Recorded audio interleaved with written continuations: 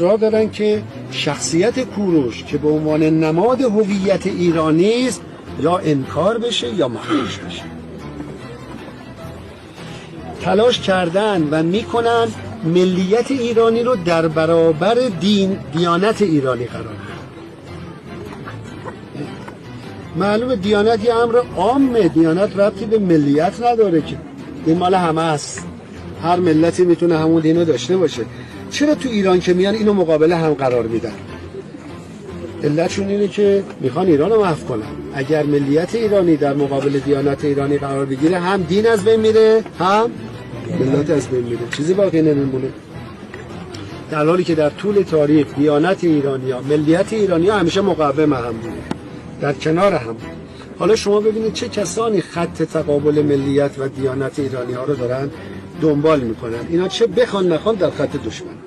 دنیا کوروش رو میشناسه و همیشه با تکریم و تعزیز و تعظیم از اون یاد میکنه. بعضیا میگن اون پیغمبر است، بعضیا میگن اون ذوالقرنین.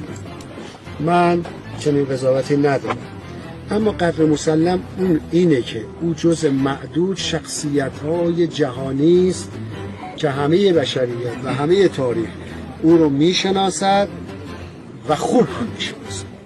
یعنی هم شناخته شده است، هم به نیکی شناخته شده است. البته متاسفانه عده‌ای در داخل کشور یا از روی جهل خودشون یا مأموریت، یا جهل یا مأموریت، دنبال کوبیدن کوروش، دنبال محو نام کوروش از اذهان هستن. اینا بدونن که با این کار نه کوروش رو کوچیک میکنن، نه خودشون بزرگ میشن. چرا نمیذارن روز کوروش برگزار بشه؟ آقا برگزار روز کوروش که به نفع هم است. من نمیخوام مقایسه کنم، بریم به این بعضی کشورها گذشته تاریخشون چی بوده و چجور دارن معرفی میکنن.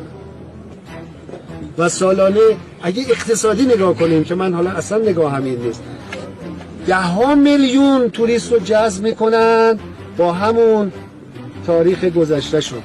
اون وقت ما یه همچین شخصیت با عظمتی که دنیا پذیرفته است که او با عظمت، دوست و دشمن به عظمت او و به انسانیت او دارن اقرار میکنن.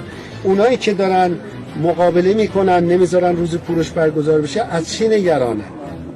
دو تا حالت که بیشتر نیست. یا نگرانن که کوروش بره بالا تجلیل بشه، یا نگرانن مردم وقتی میان برای تجلیل از کوروش یه چیزی به اونا بگن، یعنی حرفی علیه اونا بزنن. خب اگه نگرانن که حرفی علیه اونا بزنن، چرا فکر نمی کنن خودشون یه چهره‌ای برای خودشون درست کردن که مردم میتوانن علیهشون حرف بزنن؟ خب برن چهرهشون رو درست کنن دیگه، برن رفتارشون رو درست کنن، برن چهرهشون رو نزد ملت ایران اصلاح کنن.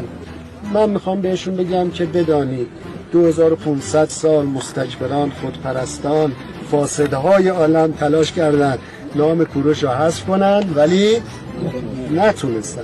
اینا که خیلی کوتاه‌تر از اونن که بتونن قامت رشید کوروش را که از پس 2500 سال در کل دنیا و از کل دنیا قابل دیدن هست، اینا بتونن اقامت رو بشکنن و یا او رو از چش ملت‌ها بندازن. اینا خودشون رو ضایع میکنن. کوروش قابل حذف نیست، همانطور که ایران و ملت ایران قابل حذف از جغرافیا نیستن. اونایی که به دنبال محو هویت ایران و ایرانی هستند بدانند که فقط آبروی خود را میبرند و زحمت ما